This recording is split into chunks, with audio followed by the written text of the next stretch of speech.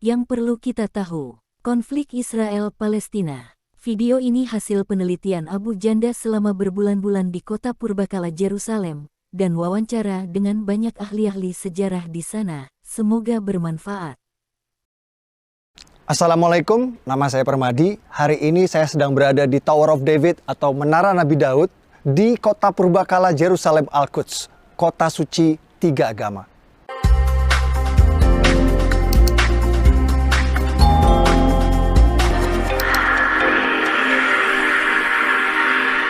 Kenapa urusan Israel-Palestina ini gak kelar-kelar, gak damai-damai? Saya di sini mau cross-check langsung di TKP dengan harapan yang nonton video ini bisa memahami apa yang sebenarnya terjadi di sini. Yuk kita simak fakta-faktanya. Jas merah, jangan sekali-kali melupakan sejarah, kata pendiri bangsa kita Bung Karno. Agar bisa memahami urusan Israel-Palestina ini, kita perlu tahu sejarahnya dulu. Karena tanpa tahu sejarah akan sulit bagi kita untuk mengerti kenapa kedua belah pihak ngotot merasa berhak atas Palestina. Jadi, ikuti ulasan sejarahnya dulu ya. Do you think Arabs are natives of Palestine? They're from the region, but not originally. Kekeliruan orang pada umumnya adalah mengira bangsa asli Palestina itu adalah Arab Muslim. Padahal faktanya bukan. Palestina berasal dari kata Filistin, dan berdasarkan keterangan yang saya dapat di Museum Filistin di sini, bangsa Palestina berasal dari Pulau Kreta di Kepulauan Yunani. Mereka berlayar dari Pulau Kreta Yunani dan menetap di tanah yang kita kenal sekarang dengan nama Palestina. Jadi bangsa Palestina aslinya bukan Arab Muslim, tapi orang Yunani kuno. Waktu bangsa Filistin kesini dari Yunani, daerah ini dulu belum bernama Palestina. Daerah ini dulu masih bernama Kanaan atau Tanah Kanaan. Apakah waktu itu sudah ada bangsa Arab dan Yahudi di sini? Jawabannya belum. Bani Israel atau bangsa Yahudi baru datang ke tanah Palestina setelah Nabi Musa meminta kepada Fir'aun Raja Mesir untuk membebaskan mereka dari perbudakan. Setelah terbebas dari Firaun, Nabi Musa membawa Bani Israel atau bangsa Yahudi ke tanah yang dijanjikan. Itulah tanah yang kita kenal sekarang dengan nama Palestina. Bahkan kitab suci kita umat Islam merekam kejadian ini di dalam surah Al-Maidah ayat 21 yang berbunyi, "Wahai kaumku, Nabi Musa menyeru kepada Bani Israel Yahudi, masuklah ke tanah suci Palestina yang telah ditentukan Allah bagimu, dan jangan kau berbalik ke belakang, nanti kau akan menjadi orang yang merugi." Setelah terbebas dari Firaun, Bani Israel Yahudi hidup di tanah Palestina ini turun-temurun selama ribuan tahun, mendirikan kerajaan Israel yang raja-rajanya tidak asing bagi kita. Salah satunya Raja David, atau yang kita umat Islam kenal dengan nama Nabi Daud. Siapa yang tidak tahu cerita Nabi Daud? Ia mengalahkan raksasa bangsa Filistin bernama Goliat hanya dengan sebuah batu. Lalu ada Raja Solomon, anak kandung dari Nabi Daud, atau yang kita umat Islam kenal dengan nama Nabi Sulaiman. Nabi Sulaiman adalah raja Yahudi yang membangun kuil suci untuk tempat ibadah agama Yahudi yang dikenal dengan nama Kuil Solomon. Kuil Nabi Sulaiman bertahan 400 tahun sampai ia dihancurkan oleh pasukan Babylon yang dipimpin oleh Raja Nebukadnezar. Kuil tersebut baru dipugar lagi oleh raja Yahudi bernama Herod yang nantinya akan dihancurkan lagi oleh pasukan Romawi. Yang di belakang saya itu adalah tembok ratapan, tempat paling suci bagi agama Yahudi seperti Ka'bah buat umat Islam.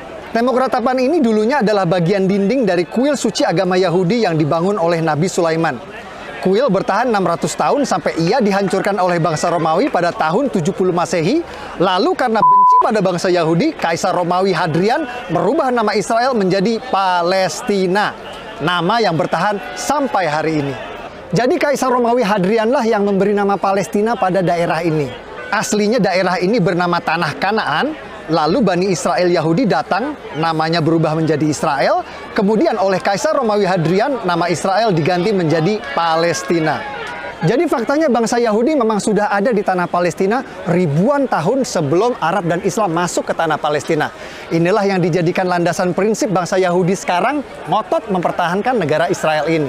Lalu kapan Arab dan Islam masuk ke tanah Palestina? Arab dan Islam masuk ke Palestina saat Khalifah Umar menaklukkan Yerusalem Al-Quds pada tahun 638 Masehi. Tempat ini bernama Umar bin Khattab Square atau alun-alun Umar bin Khattab. Dinamakan untuk mengenang sang Khalifah Umar yang menaklukkan Yerusalem Al-Quds pada tahun 638 Masehi. Oh, sudah waktunya sholat. Yuk kita ke Aqsa.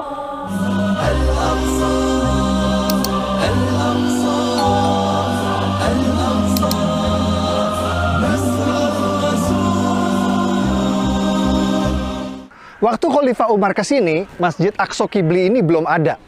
Dome of the Rock atau Haram Al-Sharif, tempat Nabi Muhammad Isra Mi'raj juga waktu itu belum ada. Waktu Khalifah Umar ke sini, yang ada di sini adalah sisa-sisa reruntuhan kuil agama Yahudi yang dibangun oleh Nabi Sulaiman dan dihancurkan oleh Romawi. Di atas reruntuhan kuil Nabi Sulaiman inilah Khalifah Umar membangun masjid sederhana beratapkan kayu yang nantinya dipugar oleh Raja Dinasti Umayyah Sultan Abdul Malik bin Marwan menjadi yang kita kenal sekarang dengan Masjid Aqsa. Dome of the Rock Haram al-Sharif baru dibangun oleh Sultan Abdul Malik bin Marwan, Raja Dinasti Umayyah pada tahun 688 Masehi. Dan Masjid Aqsa Qibli baru dibangun pada tahun 705 Masehi. Kedua bangunan tersebut baru ada 70 tahun setelah Nabi Muhammad wafat. Sampai di sini mungkin ada yang bertanya, lalu bagaimana dengan surat Al-Isra ayat 1 yang menceritakan perjalanan Nabi Muhammad Isra Mi'raj ke Masjidil Aqsa? Simak wawancara saya dengan sejarawan arkeolog ahli situs-situs purbakala di sini. Guys, hari ini kita bersama Dr. John Seligman, sejarawan arkeolog ahli situs-situs purbakala bergelar Dr. S3. And the area of the Sakra, the rock, where Muhammad had risen to heaven to go and meet the prophets, as described in Surah Al-Isra, what is meant by the word Aqsa. The word in English, Aqsa, is the furthest place. It doesn't say the word Jerusalem at that time, but that immediately is understood. When Umar enters Jerusalem, he would have mostly found an empty space, and for that reason he builds a small mosque on what is today known as the area of the Al-Aqsa Mosque. The first mosque was built by Umar, and that was replaced by a later mosque built by Abdul Malik. Menurut penjelasan para ulama, Masjid Aqsa pada ayat tersebut bermakna masjid terjauh, juga mempunyai makna tempat bersujud. Jadi yang dimaksud Masjid Aqsa pada ayat tersebut bukan ini, juga bukan ini, karena kedua bangunan ini belum ada pada waktu itu. Arab dan Islam berkuasa selama 500 tahun sampai kerajaan Kristen Prancis datang. Atas perintah Paus di Vatikan, pasukan Prancis datang menaklukkan Palestina yang kita kenal sekarang dengan istilah Perang Salib. Raja Kristen Prancis mendirikan kerajaan Yerusalem dan berkuasa di Palestina selama 100 tahun sampai akhirnya dikalahkan. Setelah 100 tahun, akhirnya Prancis menyerah pada pasukan Raja Salahuddin Ayyubi yang berhasil merebut Palestina kembali ke tangan Islam. Setelah era Raja Salahuddin Ayyubi, Palestina sempat beberapa kali pindah tangan. Pada tahun 1200-an, Palestina jatuh lagi ke tangan kerajaan Kristen Eropa yang dipimpin Raja Frederick II dari Jerman. Namun tak lama direbut kembali oleh Kesultanan Islam Mamluk yang pasukan berkudanya terkenal perkasa. Sampai tiba pada era kejayaan Islam, lahirnya superpower pada waktu itu, yakni Kerajaan Ottoman Turki.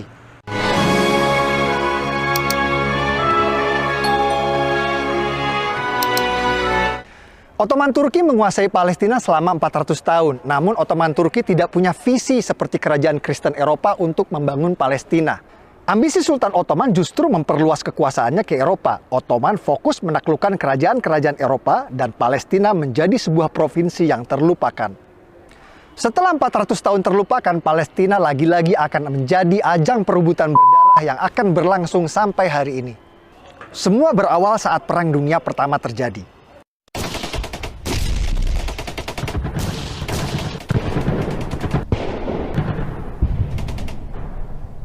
Ottoman Turki kalah di Perang Dunia I dan dipaksa menyerahkan sebagian besar wilayahnya kepada negeri pemenang Inggris dan Prancis. Provinsi Suriah dan Libanon menjadi milik Prancis, Provinsi Palestina dan Jordan jadi milik Inggris. Inggris mengganti nama Palestina menjadi British Mandate Palestine. Lalu Perdana Menteri Inggris langsung mengambil inisiatif mendukung pendirian negara Israel di Palestina lewat deklarasi Balfour yang berbunyi, "Pemerintahan Yang Mulia Ratu Inggris mendukung pendirian rumah nasional untuk bangsa Yahudi." Tidak pakai lama, Inggris langsung memfasilitasi migrasi besar-besaran Yahudi dari Eropa, bahkan memberikan proteksi keamanan bagi mereka di sana, walhasil populasi Yahudi di tanah Palestina pun meningkat pesat. Lonjakan imigran Yahudi di Palestina menimbulkan gesekan dengan penduduk Arab yang berujung pada konflik berdarah. Tahun 1920, warga Arab menyerang pemukiman Yahudi di Yerusalem, menewaskan 5 orang yang dikenal dengan kerusuhan Nabi Musa. Persekusi Arab terhadap Yahudi terus terjadi selama 9 tahun, puncaknya tahun 1929 menewaskan 67 warga Yahudi di Hebron. Ini headline koran Prancis yang memberitakan situasi pada waktu itu. Inilah cikal bakal konflik berdarah yang akan berlangsung 100 tahun sampai hari ini. Pada tahun 1947, Perserikatan Bangsa-Bangsa PBB menerbitkan resolusi pendirian dua negara di Palestina, negara Yahudi dan negara Arab. Warga Yahudi langsung menerima tawaran ini dan mendirikan negara Republik Israel. Tapi negara-negara Arab tetangga menolak pendirian dua negara ini dan langsung memerangi Israel. Hasilnya, tepi barat dikuasai oleh Yordania dan Gaza dikuasai oleh Mesir. Jadi yang menggagalkan berdirinya negara Palestina itu bukan Israel, tapi Yordania yang menjajah tepi barat dan Mesir yang menjajah Gaza. Bahkan selama bertahun-tahun, Yordania dan Mesir menolak mengakui kedaulatan Palestina di tepi barat dan Gaza dan menganggap dua daerah tersebut menjadi bagian dari negara mereka. Ini fakta. Jadi Palestina negara pertama yang mengakui kemerdekaan Indonesia itu hoax ya guys. Karena waktu Indonesia merdeka belum ada negara Palestina. Negara yang pertama kali mengakui kemerdekaan Indonesia adalah Mesir. Ini foto Haji Agus Salim di Mesir menandatangani pengakuan kedaulatan Indonesia. Negara-negara Arab terus menolak pendirian negara Palestina inisiatif dari PBB. Dan pada tahun 1967 kembali menyerang Israel di Perang 6 Hari yang dimenangkan oleh Israel. Kekalahan ini malah membuat tepi barat dan Gaza kini dikuasai penuh oleh Israel. Bahkan saat Yasser Arafat, pemimpin Gerakan Pembebasan Palestina PLO, sepakat perjanjian damai Oslo yang akan mendirikan negara Palestina berdampingan dengan Israel ditolak oleh partai oposisi Hamas yang membuat pendirian negara Palestina kembali gagal. Dulu PBB menawarkan pendirian negara Palestina ditolak, malah dibalas dengan perang. Lalu Amerika menawarkan pendirian negara Palestina kembali ditolak, malah dibalas dengan serangkaian teror yang dikenal dengan nama Intifada. Pada Juni 2001, bom di tempat hiburan di Tel Aviv menewaskan 21 anak remaja. Lalu Agustus 2001, bom di restoran di Yerusalem tewaskan 15 warga. Desember 2001, serangan bom tewaskan lagi 13 warga. Dan puncaknya pada Maret 2001, sebuah bom tewaskan 30 warga yang sedang rayakan hari raya. Rangkaian serangan ini memaksa Israel membangun pagar tembok tinggi sebagai satu-satunya cara untuk mencegah teror bom. Dan rakyat Palestina yang tadinya bebas ke Israel untuk bekerja sekarang tidak bisa lagi. Jadi yang paling menderita dari teror intifada ini adalah rakyat Palestina sendiri. Sepertinya perdamaian memang sulit tercapai di sini karena setiap ada upaya menuju perdamaian selalu ada pihak-pihak yang berusaha untuk menggagalkannya. Tahun 2007 saat Presiden Palestina Mahmud Abbas sepakat dengan solusi dua negara, oposisi Hamas malah sengaja menembakkan roket-roket ke Israel sebagai tanda mereka menolak solusi damai tersebut.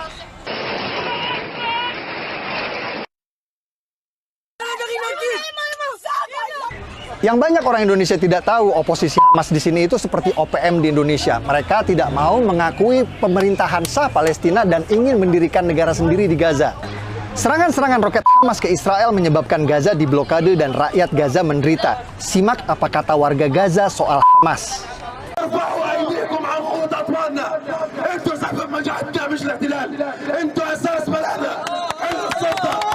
على ما اجت بعد الانقلاب اللي صار في قطاع غزه ساءت الاوضاع على العمال، لا كابونه ولا مساعدات ولا رواتب. احنا بنطالب براتب شهر.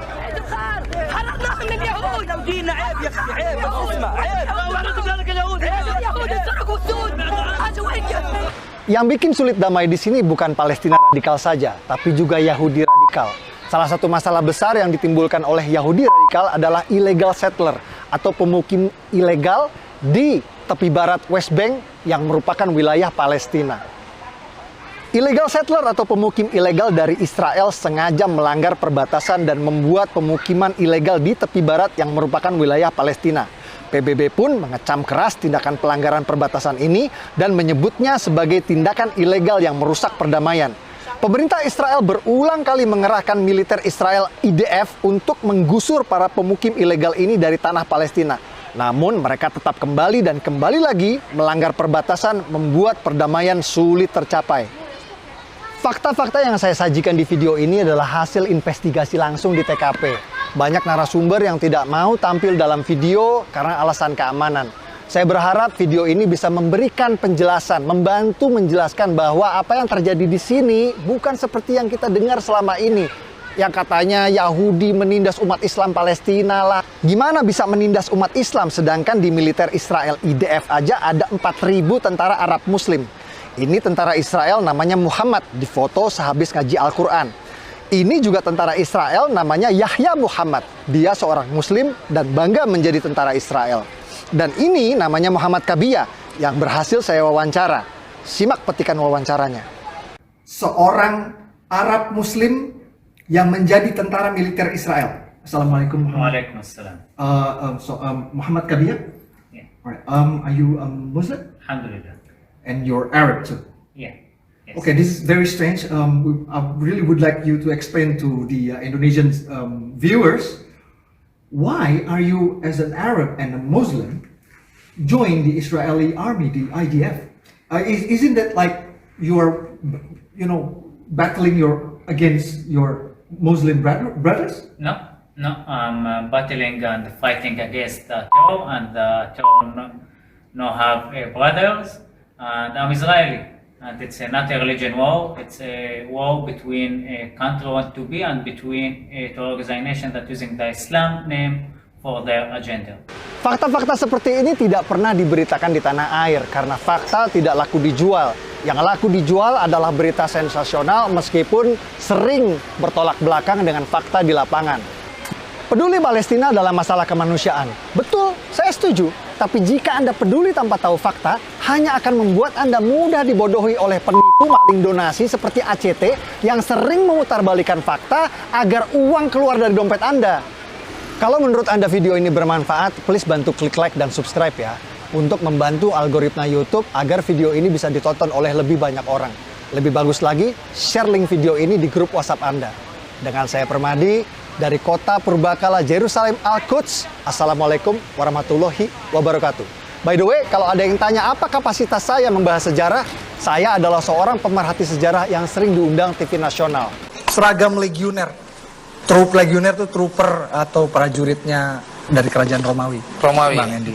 Oke. Ya, semua sejarah kita cinta. Permadi, Ya, siap Bang. artinya selain sudah ditulis dalam berbagai literatur yang ditulis sama sejarawan Amerika. jadi setidak-tidaknya teman-teman ini mengatakan Jadi kita ini komunitas reka ulang sejarah, Dindi.